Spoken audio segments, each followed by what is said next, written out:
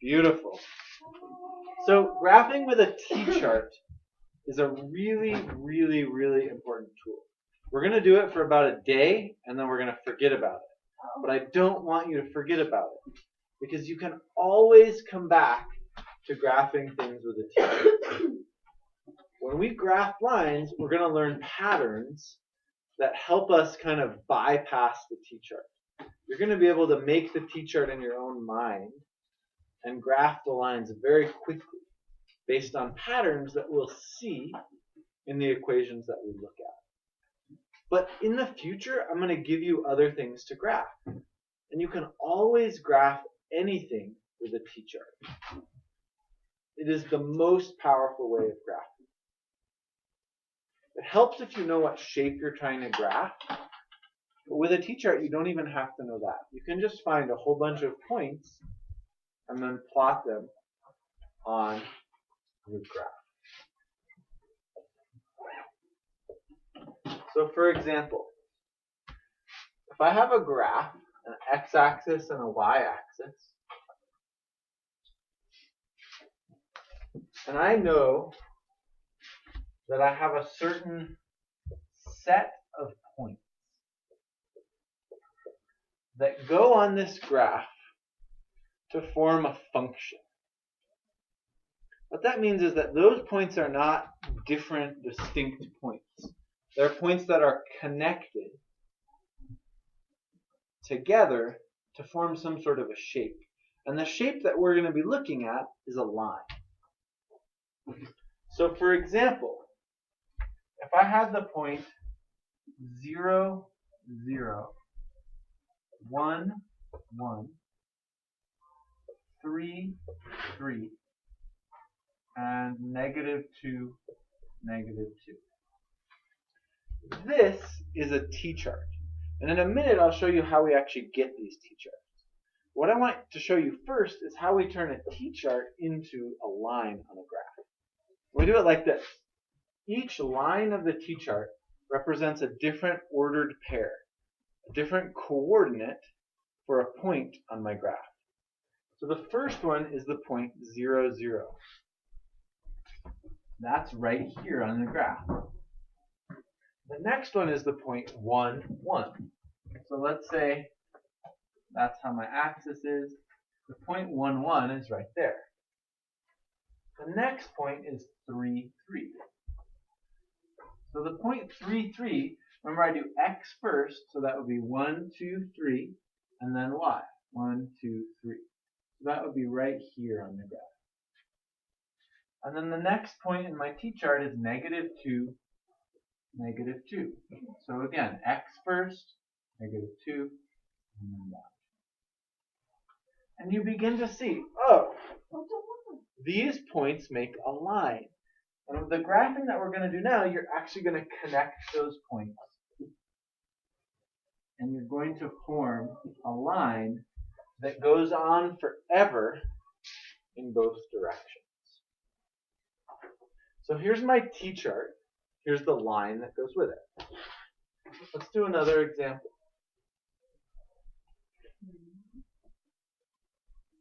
Let's say when x is 1, y is -3. When x is 2, y is -5. When x is 3, y is -7. And when x is -1, then y is 1.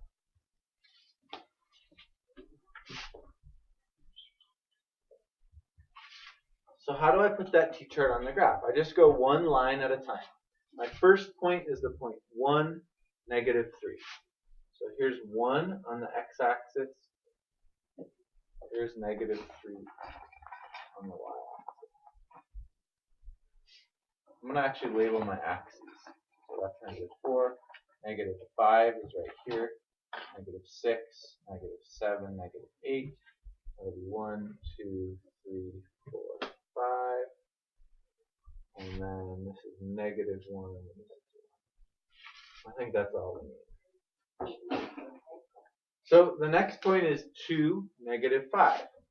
1, 2, 1, 2, 3, 4, 5. That point is right here.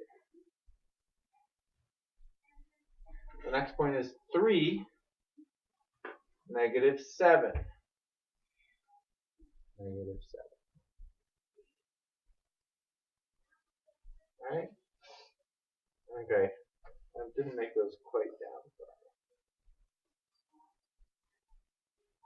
Okay. And then the last point is negative 1, 1. So that would be right here. Again, these points form the shape of a line. So I'm going to actually connect them with a line. So when I have a T-chart, right? When I have a T-chart, it's giving me a set of points to plot on a graph. Are there any questions about how to go from the T-chart to the graph? It's very similar to what we did 2 nights ago, right?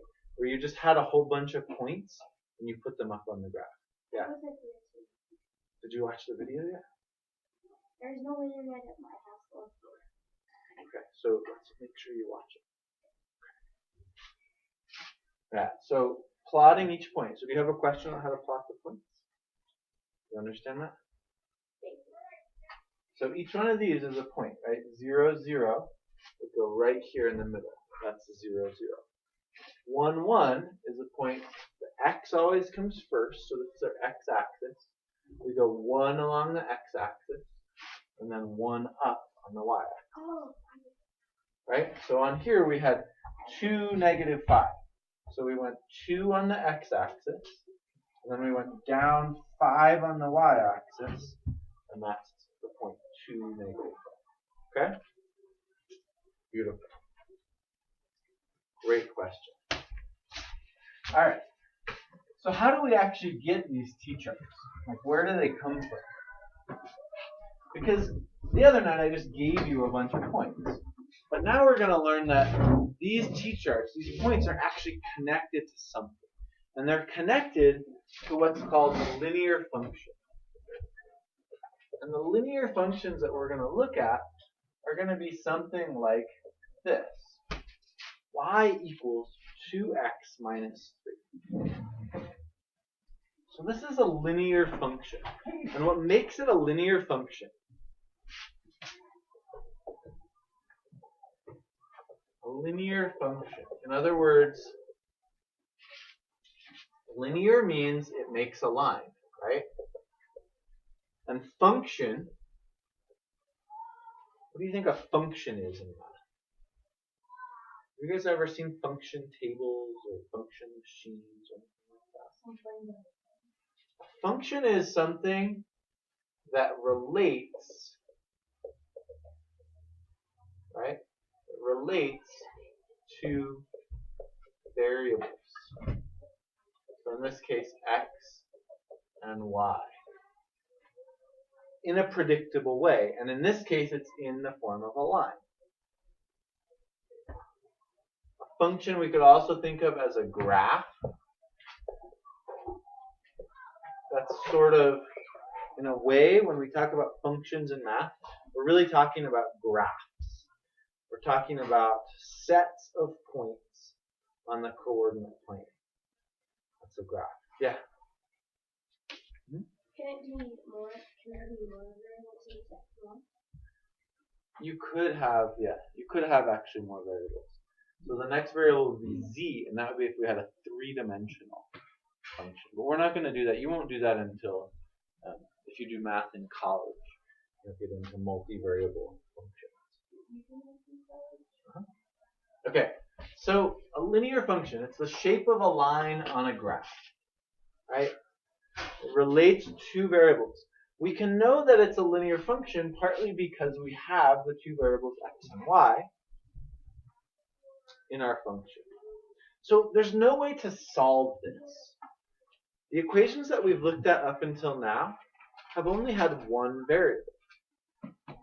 They've had one x, right? I mean, they might have had 5 x's, but there was only one variable, and that was x. There might have been 2x plus 7x plus 8x, but there was never a y when there was an x. There was only one letter representing a variable. So what does this mean if we have a y and an x? Well, what it means is that we're going to have a whole set of possible answers. For example, and this is where the t-chart comes in. If x is 0, then y would be 2 times 0 minus 3. So y would be equal to 2 times 0 is 0 minus 3. Y would be equal to negative 3. So if x is 0, then y is negative 3. But how do you know x is 0? Like, is it always going to be 0? We're just doing sort of a hypothetical. Oh. Right? How do you know that? But what if x is 1? Yeah, x doesn't have to be 0. X could be 1, right? If x is 1, then y would be 2 times 1 minus 3. 1. Y would be Negative equal 1. to 2 minus 3. So y would be equal to negative 1. So if x is 1, then y is negative 1. Well, what if x is 2? If x is 2, then we just take 2 and plug it in where x is. So y would be equal to 2 times 2 minus 3. Y would be equal to 4 minus 3, or 1. So which one of these is the solution? All of them. And how many solutions could I have? A lot. Yeah, in fact, infinite. I could pick any number for x and find out what y would be. In fact, I don't even have to pick an integer. I could pick a fraction if I wanted to. I could pick a decimal. I could say, what if x is 0.78952? Well, if x is 0.78592, I think that's what I just said, then y is just 2 times 0.78592 minus 3. 2 times 0.78592. Let's just do this on the calculator. Would be 1.57184 minus 3 would be negative 1.42816. Yeah. Yeah, now I don't like this. I don't want to try to put that on my graph. Because if you imagine the graph, right? Here's 1, here's 2, right? Here's negative 1, here's negative 2. 0.78592 is like somewhere between 0 and 1. It's closer to 1, but it's not super close to 1. It's like maybe halfway between 0.5 and like it's somewhere around here. And then negative 1.4 is somewhere around like it's somewhere around there. That wasn't very helpful. But yeah, that's not a very helpful point, right? I prefer these points because they're easier to put on the graph. But it doesn't mean that this one doesn't count. Because watch. Let's put this function on our graph. Remember I told you it was a linear function. Wait, but how many numbers do you have to put on a graph? We'll get there. That's a really good question. So let's start with our first point. 0, negative 3. That's right here. Our second point. 1, negative 1. That's right here. Wait. Our third point. 2, 1. 1, 2, 1. Do you see how all of these points fall along this line. So does it always look like that? As long as you have a linear function with y and x, and no x squared or x to the third, there's never anything divided by x or y. As long as we have y and x in a linear relationship, the graph will be a line. Yeah, right? to what? No matter what. So there are infinite points on this line. And I could find any one of them in my t-chart, but I don't want to. So, but what? I want to find a few of them To what? and turn it into a line. How many? So how many do we have to find? How many do we have to find to know where the line is? What do you guys think? How many points do I need to make a line? 3, 4. No, it's infinite. Well, no. How many do I need? Now that I know it's going to be a line, I agree. There's infinite points on that line. But how many do I need a graph? So if I have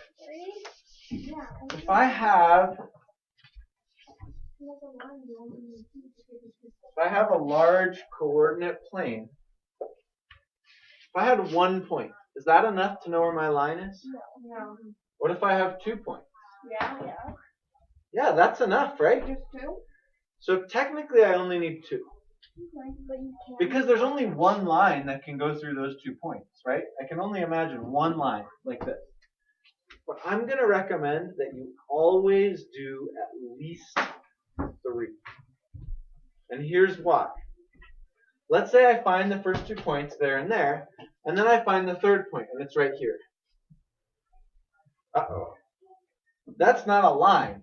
So in a way, what I'm doing is I'm checking my work. If the 3 points aren't in a line, I know I made a mistake. But let's say I find the third point and it's right here. Oh, I know I've just done everything correctly because they all, well, at least I think I've done everything correctly because they all lined up well. So I'm going to recommend that even though you only need 2 points to make a line, you always graph at least 3. 3 charm. Yeah, 3 is the charm. Okay, so let's look at a function, and we'll make a t-chart, and then we'll put it on a graph. So what if I have this function? Y equals 4x minus 5. I'm going to start with our t-chart, and then we're going to put it on a graph.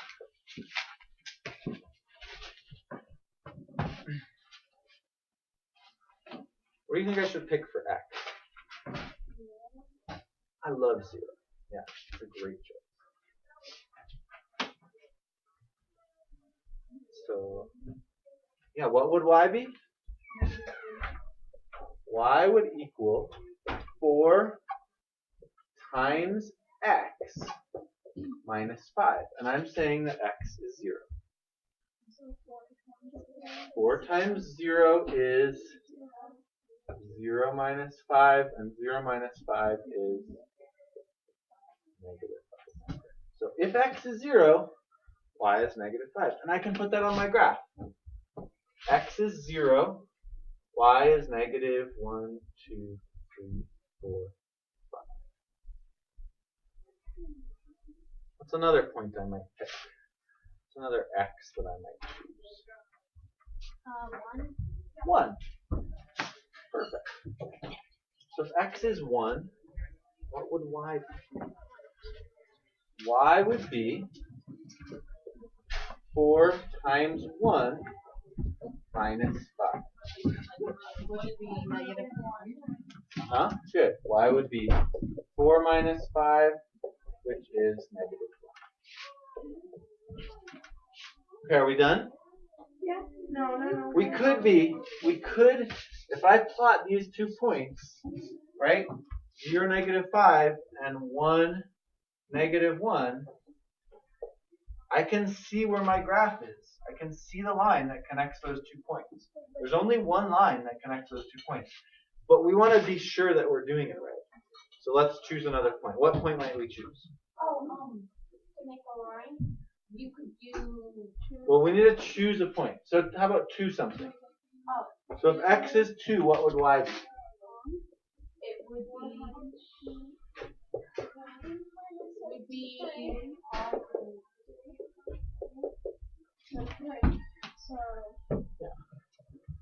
So if x is 2, y is 3.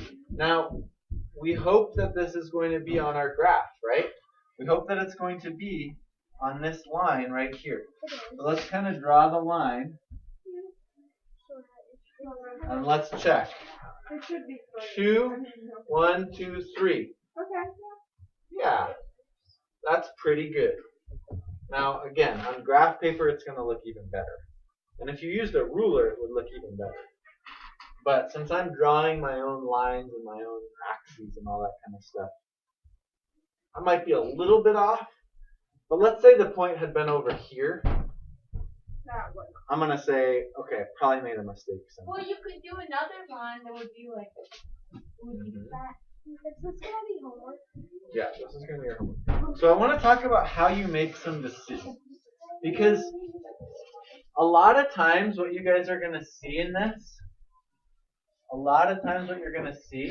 is that number in front of x will be a fraction. Oh, great. Oh, yeah, my God. But you're making all the choices.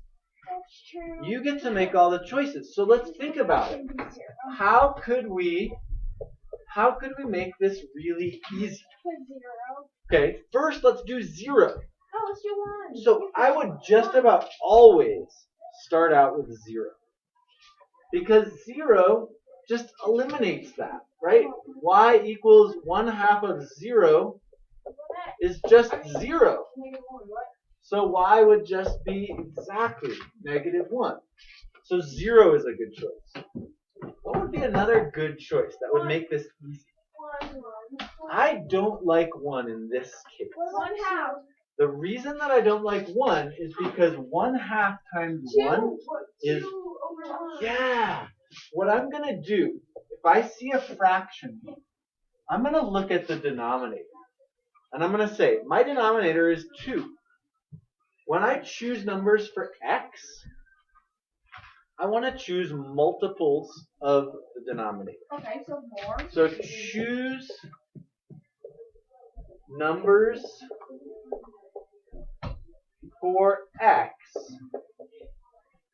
that are multiples of your denominator.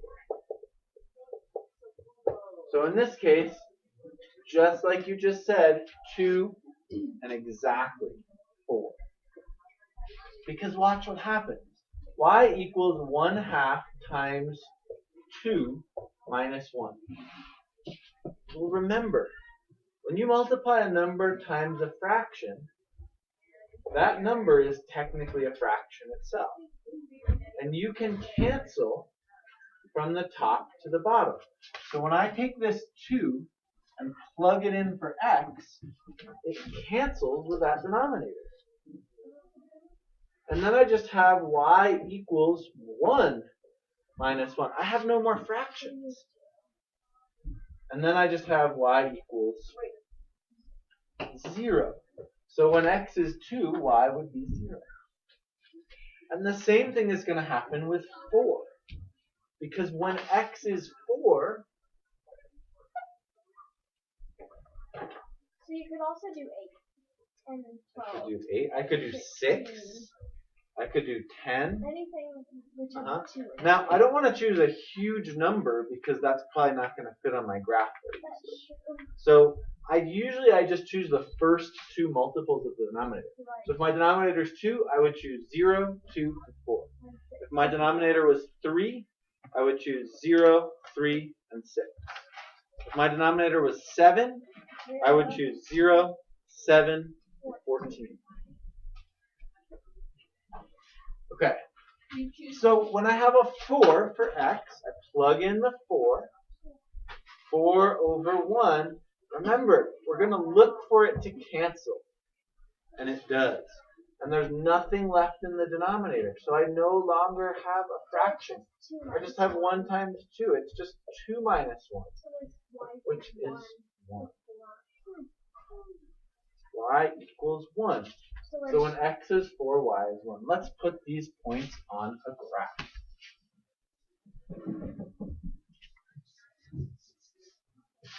Let's put these points on a graph. So the first point, 0, negative 1. Actually, let me make my axes first. Okay. 0, negative 1. X is 0, sorry. X is 0, y is negative 1, right there. Second point, 2, 0, right here. Third point, 1, 2, 3, 4, and y is 1, right here. Do those look like they line up? Yeah. So we've kind of checked our work already by making 3 points and seeing that they all line up on the same line.